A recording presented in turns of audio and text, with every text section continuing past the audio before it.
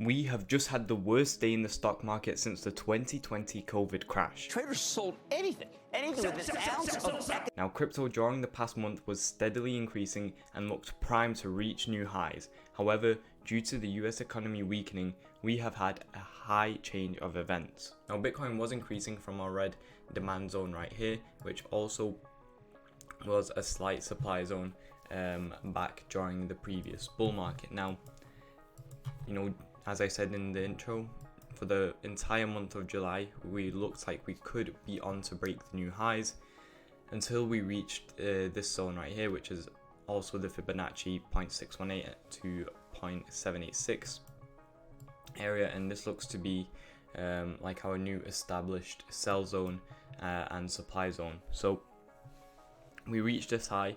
It looks like we could be on to break out of this, our lower highs, but we didn't. Instead, we started to see a slight dip, and then yesterday we also got the news from the US economy and the Fed, which caused us to have a huge dip candle right here. This demand zone right here is quite strong. We have been into it once previously, dipped slightly below, but we did find some nice accumulation right here. And again, right now it does look like we're going to consolidate here for a bit, maybe dip into the zone again. This was quite a huge sell-off, especially for Friday, where usually volume weakens, but we had a huge influx of volume, much larger than we did during the previous days, and that's what essentially caused it. Now, if we do happen to break below this red zone right here, and if there's worse news that comes out, then we should be looking to zoom out much more, and potentially to look at this zone right here, which is going to be much lower. This zone is going to be around 38 to 44,000, but this zone would be quite a good level for us to reach if we were to fall. It would be a huge accumulation zone.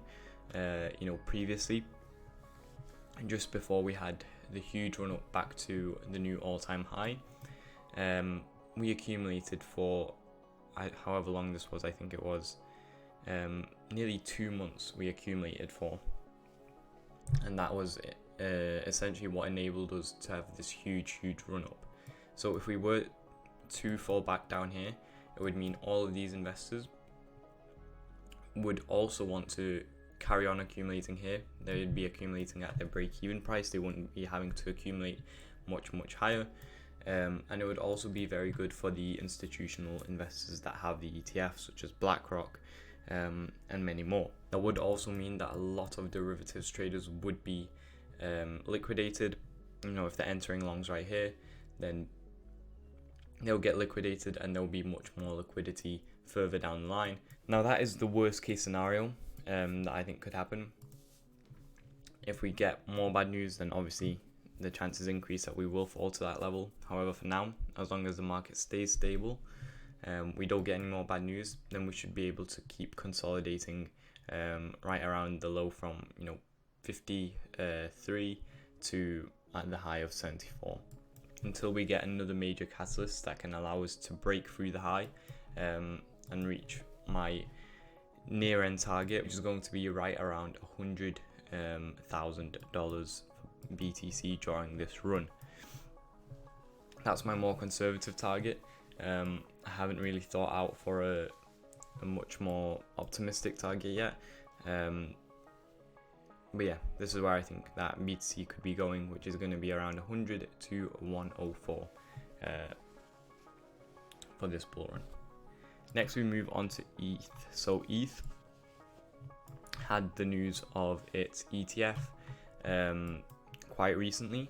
Again, had a nice little run up, and then we've been dipping, sort of similar to what happened with the BTC ETF. A buy the rumor, sell the news type of situation. I think this was quite expected for ETH.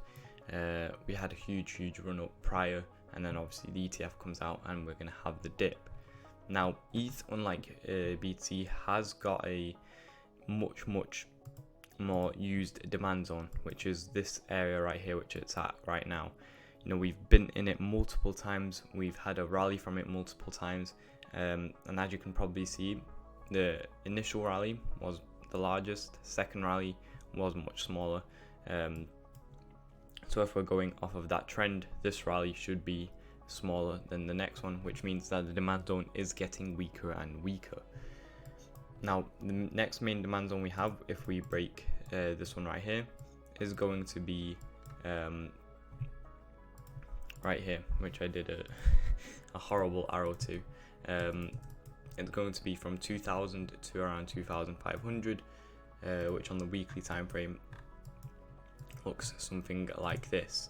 It again is the 0.5 to the 0.618 fib zone, and we had another really good accumulation area right here for ETH before having this huge run up. The best thing about this zone right here is that it's going to be 100%. I think the BTC one, yeah, also like 100% gain back to the all-time high. But ETH yet has not reached its all-time high. The all-time high for ETH is around 4.8k, and it reached only $4,000. So I think this zone is going to be very, very attractive to accumulate in, because it's going to be well over 100% to the all-time high, which again, I think this bull run ETH should be reaching very, very easily. That's my current outlook for potentially the next month for crypto. Now, I'll be trying to do a video every single week.